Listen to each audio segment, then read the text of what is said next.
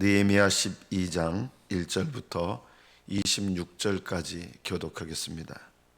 느헤미야 12장 1절부터 26절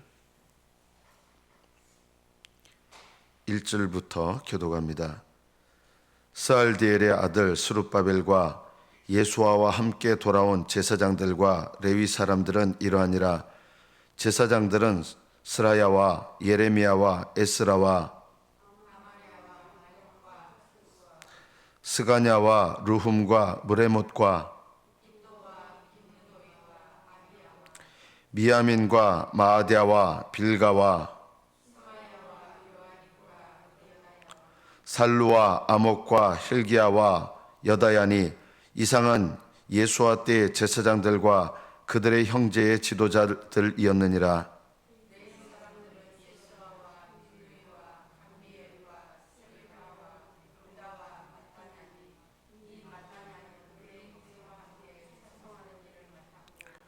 또 그들의 형제 박부갸와 운노는 직무를 따라 그들의 맞은편에 있으며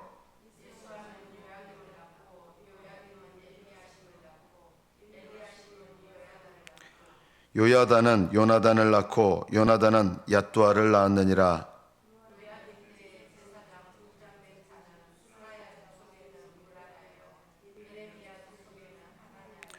에스라 족속에는 무술람이요 아마랴 족속에는 여호하나니요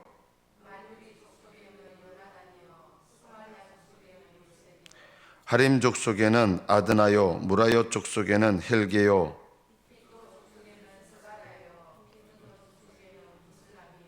아비야 족속에는 시그리요 미냐민 곧 모아디아 족속에는 빌데요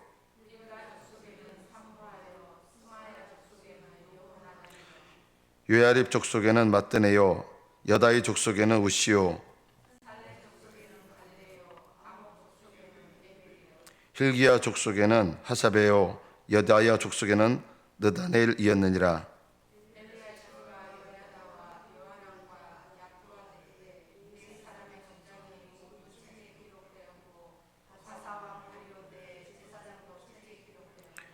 레위 자손의 족장들은 엘리야십의 아들 요하난 때까지 역대 지략에 기록되었으며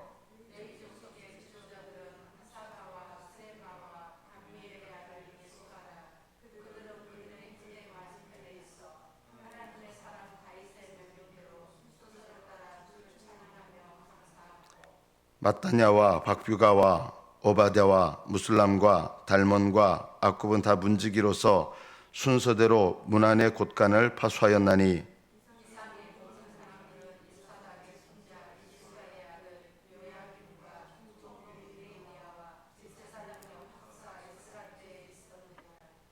여기까지 받들어 읽겠습니다. 스룹바벨과 예수아는 1차 포로기한 때 총독이었고 그리고 제사장이었습니다. 1차 포로 때 돌아왔던 사람들은 얼마나 황폐된 예루살렘의 상황 속에서 고생들을 많이 했겠습니까? 그들의 수고는 칭찬해줘야 마땅하겠죠. 근데 이 1차 포로 때 돌아왔던 사람들이 그렇게 수고를 열심히 했음에도 불구하고 그 중에는 나중에 2차 포로, 3차 포로에 돌아왔던 사람들 그리고 그 당시의 지도자들에 대해서 오히려 무거운 짐이 되었던 사람들도 있었습니다. 1차 포로 때 와서 정말 많은 고생을 했는데 어느 정도 털을 잡고 나니 그 다음에는 3차 포로 때도 이렇게 지도자들이 있었을 거 아닙니까? 그 지도자들에 대해서는 이미 1차 포로 때 도착해서 영향력을 갖고 있던 사람들이 그들을 이렇게 돕게 되는 것이 아니라 오히려 그들이 많은 수고와 고생을 한 것은 사실이지만 이미 어느 정도의 영향력을 갖고 있었기 때문에 새로 돌아온 포로들의 리더에게는 오히려 부담감으로 작용한 사람들도 있었습니다. 그들은 이미 자기의 세력권, 이것을 기득권이라고 하죠. 이미 가지고 있는 자기의 어떤 영향력, 이 기득권 때문에 새로 돌아온 사람들에게 부담이 되고 짐이 되기도 했습니다. 이런 것들은 항상 사람이 사는 곳에서 일어나는 일입니다. 최근에 이제 어느 유명한 교회, 이름 제가 존경하는 목사님이거든요. 이제 은퇴하셨는데 그 목사님이 목회하실 때 정말 엄청나게 부흥을 했습니다. 근데 그 다음에 이제 목회자로 오신 분들 사임했고 또 그 다음에 오신 분이 또 사임한 거예요. 그게 왜 그러냐? 남아있는 분들이 그전 목사님 거기에 너무 익숙한 거예요. 그럼 어떻게 되냐? 그 목사님 그게 완전히 떠나시게 돼요. 원로 목사로서 영향력을 발휘하고 계신데 떠나셔야 돼요. 그리고 그 목사님의 영향력 속에서 한때 수고하고 애쓰셨지만 우리 그때 목사님은 우리 교회를 이렇게 세우신 목사님은 이렇게 안 했습니다. 이런 식으로 할 수 있잖아요. 그런 분들도 같이 떠나셔야 돼요.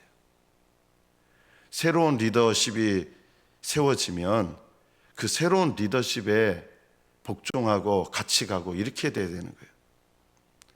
제가 목사님들 중에 가장 어떻게 보면 영향력을 많이 미친 목사님 중에 한 분이신데 저는 조영기 목사님 그 여의도 순복음교회가 제가 제일 처음 출석한 교회거든요. 얼마나 어떻게 보면 능력으로 보면 위대한 종입니까? 근데 그 다음에 목사님이 되시는 분들은 누구 때문에 사실 힘들 수 있냐면 그 목사님과 함께 수고했던 분들과 일할 때 힘들 수가 있는 거예요. 조영기 목사님 같은 분이 앞으로도 나올 가능성이 거의 없어요. 우리나라에요. 그렇게 능력 있는 분이. 근데 그런 걸 기대한다는 것 자체가 잘못된 것이죠. 새로운 분은 그런 분은 못 세워져요. 그런 새로운 분에 맞춰야 되는 거죠. 그런데 새로운 분에 맞추는 게 아니라 예전에 이렇게 안 했습니다. 우리 때는 이렇게 안 했습니다. 전에 목사님 이렇게 안 했습니다. 이런 식으로 하게 되면 지도력을 돕는 것이 아니라 오히려 예전에는 그분과 함께 애써서 교회를 세웠던 분들이 오히려 교회를 세우는 일에 이제는 방해가 될 수 있다는 것을 알아야 됩니다. 그런 분들만 그러냐? 우리는 항상 그럴 가능성이 얼마든지 있습니다. 얼마든지 있습니다. 제가 전에 부목사로 섬겼던 이제 삼덕기 목사님은 교회에서 30년 이상을 섬겼습니다. 1, 2년도 아니고. 얼마나 영향력이 많겠습니까? 그분은 그 교회 담임 목사님이 1년에 한 몇 차례 이렇게 부르시면 가지 절대 교회 출석도 안 합니다. 멀지도 않아요. 살고 계신 곳이. 그런데 그 교회 출석도 안 해요. 그게 맞는 거죠. 가가지고 감나라 배나라 이렇게 하면 되겠습니까? 또 은연중에 아무 말을 안 해도 영향력을 나타내고 그럴 수 있거든요. 아예 교회를 안 나가세요. 그냥 동네 작은 교회, 그 동네 작은 교회 목사님도 좀 부담스러우실 거예요. 거기 나가서 겸손히 성도로서 예배 드리시고 이렇게 하세요. 그거 참 훌륭하신 거죠. 저는 제가 참 이렇게 본으로 삼고 싶은 교회가 우리들 교회인데 우리들 교회 분들이 좀 들으시면 기분 나쁠지 모르지만 저는 지금 같은 우리들 교회가 또 앞으로도 지금 목사님 은퇴하신 다음에 그렇게 될 수 있냐. 제가 예전에 거기 세미나 가서 이제 거기 방문을 하면 그런 질문 한 두 번 한 적이 있었는데 좀 기분 나빠하시더라고요. 우리는 목사님 없어도 똑같은 체제로 갈 수 있다는데 그거는 새로운 목사님이 와봐야 알아요. 그러기가 쉽지 않아요.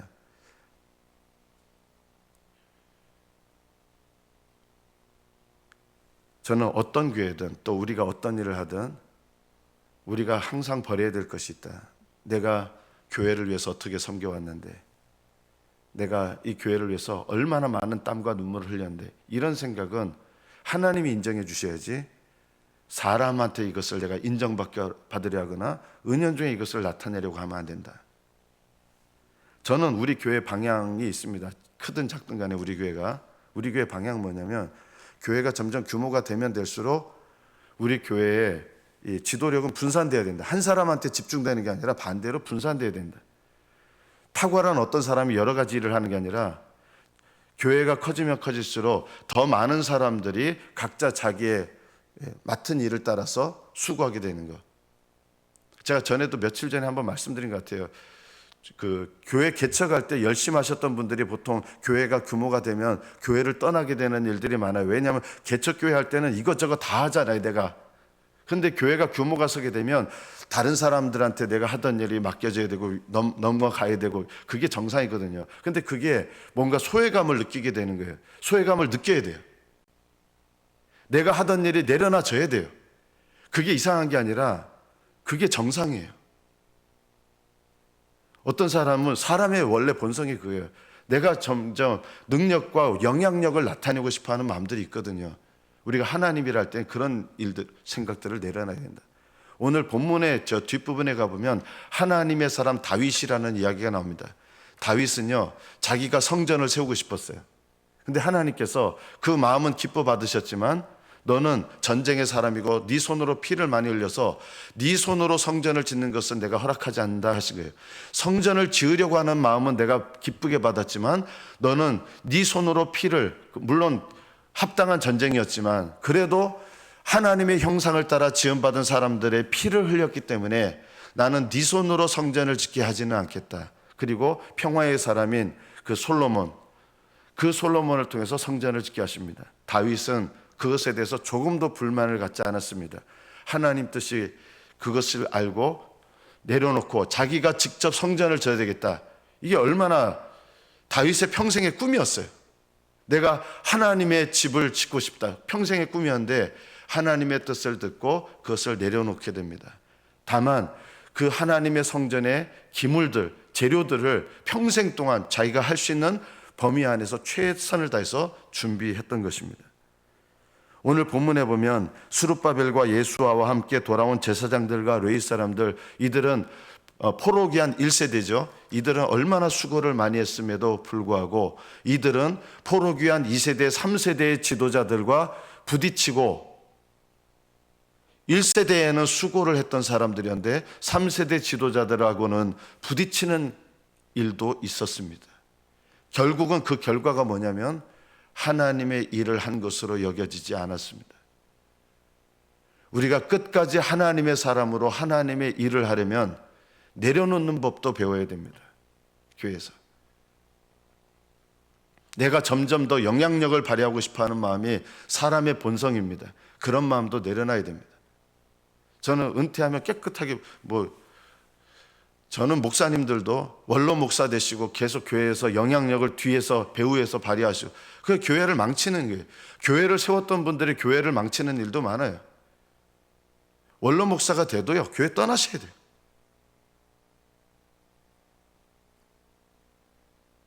하나님은 원로 목사를 통해서 일하시는 하나님 아니거든요.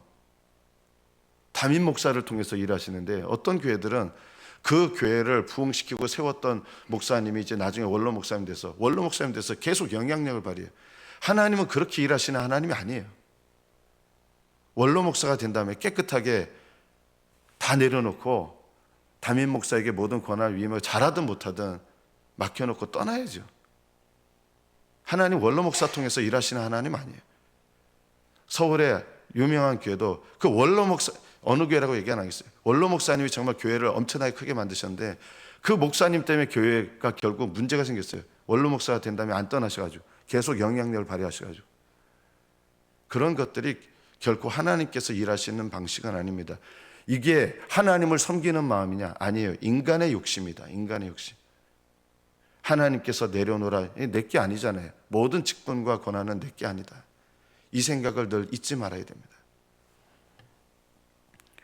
레위 사람들은 제사장들과 함께 섬기는 자인데 기억해야 될 것이 있습니다. 레위 사람들은 아무리 탁월하고 특출해도 제사장의 역할을 침범해서는 안 됩니다. 제사장이 하는 일이 있었고 어떻게 보면 레위 사람들이 옆에서 이렇게 보다 보면 저거 내가 얼마든지 할 수 있겠는데 이런 생각을 가질 수 있었을 거 아니에요. 그래도요, 레위 사람들이 제사장 역할을 하나님 맡기신 게 아니라 그러면 나도 얼마든지 할 수 있어요. 이렇게 되는 거 아니에요. 레위 사람들은 제사장을 돕는 역할을 해야 됩니다.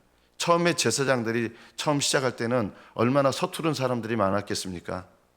20대, 25세 때부터 이제 제사장 역할에서 30대부터는 본격적으로 하는데 왜 25세 때 제사장 역할을 이렇게 연습을 하게 되냐면 익숙하지 않으니까. 오랫동안 제사장들을 섬겨왔던 레위 사람들이 이렇게 옆에서 보면 그 동물을 잡아도 한 번에 못 잡고 이런 거 있을 거 아니에요. 저도 이제 대학교 생물학과 들어가니까 이 쥐를 죽여야 되는데 이게 쉽지 않아요. 목을 누르고 꼬리를 잡고 한 방에 파야 되는데 이게 무섭잖아요. 그래서 이게 약하게 하면 잘 안 죽어요. 그래서 더 고통을 줘요. 이게 처음에는 익숙하지 않아요. 이걸 여러 번 하다 보면 익숙해져요. 교회 일은요, 어떻게 보면 익숙하지 않을 수 있지만 하다 보면, 맡기신 일에 하다 보면 다른 사람이 익숙해지는 거예요. 우리는 다른 사람들이 익숙해질 때까지 기다려줘야 된다. 익숙해질 때까지. 그리고 내가 모든 일을 하는 것은 아닙니다. 저는 교회는 점점 규모가 커질수록 내가 하던 일을 내려놓을 각오를 해야 된다. 오히려 우리는 반대로 내가 교회에서 점점 영향력이 강해져야 된다고 생각합니다. 하는 일이 내가 많아져야 된다고 생각합니다. 그건 정반대로 가는 것입니다. 레위 사람들은 찬송하는 일과 또 문지기의 역할도 했었고, 이런 일들, 하나님께서 맡기신 일에 우리가 두 가지가 늘 필요합니다. 충성된 것도 필요하고 겸손도 필요하다. 두 가지 중에 어느 한 가지도 잃어버려서는 안 됩니다. 충성도 필요하고 겸손도 필요하다. 레위 사람들은 하나님의 일을, 찬송하는 일을 맡은 자들은 이 찬송하는 일에 대해서, 문지기를 맡은 자들은 문지기의 일로 하나님 앞에 충성되게 끝까지 겸손하게 섬기신 분들은 그 수고대로 하나님께서 칭찬하시고, 하나님은 제사장 역할이라고 또 뛰어나게 여기시는 법도 없습니다. 하늘나라에 가면 맡기신 일을 가지고 심판하시지, 그 사람이 맡은 일이 크다고 해서 하늘나라에 결코 크진 않습니다. 제사장이 된 자는 제사장으로 심판하시고, 레위 사람들은 레위 사람으로 심판하시고, 그냥 평민으로 있던 사람들은 평민 가운데서 하나님 그거 맡겨주신 직분 가운데서 심판하시지, 하늘나라에서 그래서 오히려 상을 받기, 제일 큰 상을 받는 사람들은 오히려 누구냐?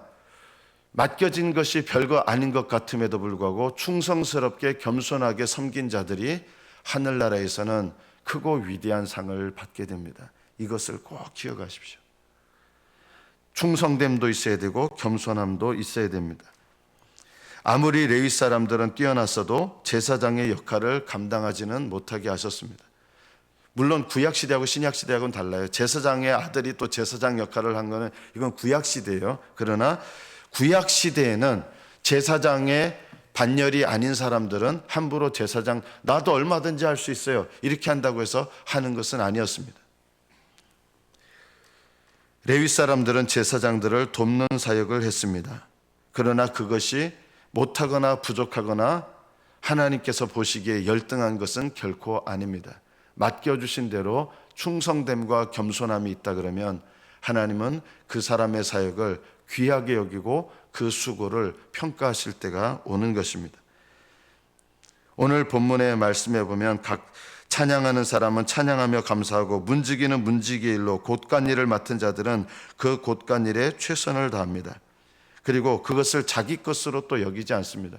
하나님께서 나에게 맡겨주신 직분은 하나님 것이지 내 것이 아닙니다. 내게 맡겨주셨다고 내 게 아닙니다. 맡겨주신 것은 하나님 것입니다. 물질도 하나님 것이요, 내 인생도 하나님 것이요, 내 시간도 하나님 것이요, 나에게 맡겨주신 직분도 하나님 거지 내 직분은 아닙니다. 이게 내 거라 그러면 하늘나라에 가면 저도 목사야 되잖아요. 하늘나라에는 목사 없어집니다. 내 게 아니기 때문입니다. 하늘나라에서 받는 것만이 내 것입니다. 저는 이 땅에서 목사로서 섬기는 것입니다. 여러분 각자의 직분을 따라, 분량을 따라 섬기는 것입니다. 제가 처음 말씀드린 것처럼 오히려 한때는 교회를 섬기며 높이 세웠던 주의 종들이, 또 주의 일꾼들이 오히려 나중에는 반대가 되는 경우가 있습니다. 제가 사랑하는 모 교회에서 또 장로님들도 계시는데 그 중에 일부는 정말 끝까지 훌륭하게 감당하신 분이 계시고, 어떤 분들은 그 당시 목사님 계실 때는 훌륭하셨는데 목사님이 바뀐 다음에는 또 반대하시는, 이 돕는 자들이 아니라 어려움이 되신 분들도 있습니다. 그것은 끝까지 충성된 것은 아닙니다. 여러분 끝까지 충성되십시오. 끝까지 겸손하시고 끝까지 충성하시고, 그리고 하나님이 내려놓으라 하시며 기꺼이 내려놓고 이게 날 난 이거 중요하게 여기잖아. 이런 태도도 올바른 태도는 아닙니다. 이까짓 게 뭐라고. 이거는요, 하나님께서 맡기신 것을 가볍게 여기는 거지 겸손한 것과는 전혀 다른 것입니다. 하나님께서 내게 무엇을 맡기시든 하나님께로부터 온 것은 결코 하찮은 것은 없습니다. 은사도 하찮은 은사란 없습니다. 하나님께로부터 온 것은 작은 은사라도 귀한 것이고 귀중히 여겨야 마땅한 것입니다. 하나님 앞에 명령하신 대로 직임을 맡아 그 순서를 따라 끝까지 감당해야 됩니다. 다윗은 왕이었고 사울도 왕이었습니다. 그러나 다윗은 하나님의 사람이지만 사울은 정반대입니다. 똑같이 왕이었지만, 어떻게 보면 똑같이 왕 노릇을 했지만 다윗은 하나님의 사람으로 하나님을 위하여 살았고, 사울은 똑같이 왕이었지만 자기를 위하여 살았기 때문에 사울 왕한테는 하나님의 사람이란 말이 결코 붙여지지 않습니다. 오히려 그는 자기를 위하여 살았던 사람이 되었습니다. 다윗은 하나님의 사람입니다. 여러분이 어떤 직분을 맡았든 어떤 삶을 살았든 여러분의 삶 속에 하나님께서 나의 종이라고 말씀하는 사람, 너는 나의 종이라, 이것이 우리가 하나님께로 받을 수 있는 가장 귀중한 우리의 직분입니다. 호칭입니다. 영원한 호칭입니다. 너는 나의 종이라. 그리고 사람들을 통해서 하나님께서 주시는 은혜가 있어요. 이게 뭐냐? 하나님의 사람이다. 저분 참 하나님의 사람이다. 하나님의 사람이 뭡니까? 자기를 위하여 산 것이 아니라 하나님을 위하여 산 사람. 이것이 하나님의 사람입니다. 하나님께서 여러분의 수고와 삶을 보시고 너는 나의 종이라, 이렇게 말씀하시는 복된 섬기는 자들이 되시기를 축복합니다. 사람들이 나를 보았을 때 저분은 하나님의 사람이다, 이렇게 칭찬한다 그러면 저는 그 사람은 이 세상에서 가장 위대한 사람이요, 성공한 사람이요, 사람들로부터 그분은 정말 하나님의 사람이십니다, 이런 평가를 받는다 그러면 저는 이 세상에서 가장 위대한 인생을 산 사람이다. 여러분, 언제까지 그렇게 돼야 됩니까? 하나님 부르시는 그날까지. 잘 사셨다가 끝에 가서는 그렇게 되지 않는 분들이 참 많습니다. 끝까지 주의 종으로 하나님의 사람으로 사셔서 영원히 존귀와 영광을 얻게 되시는 복된 인생들이 되시기를 축복합니다. 기도하겠습니다.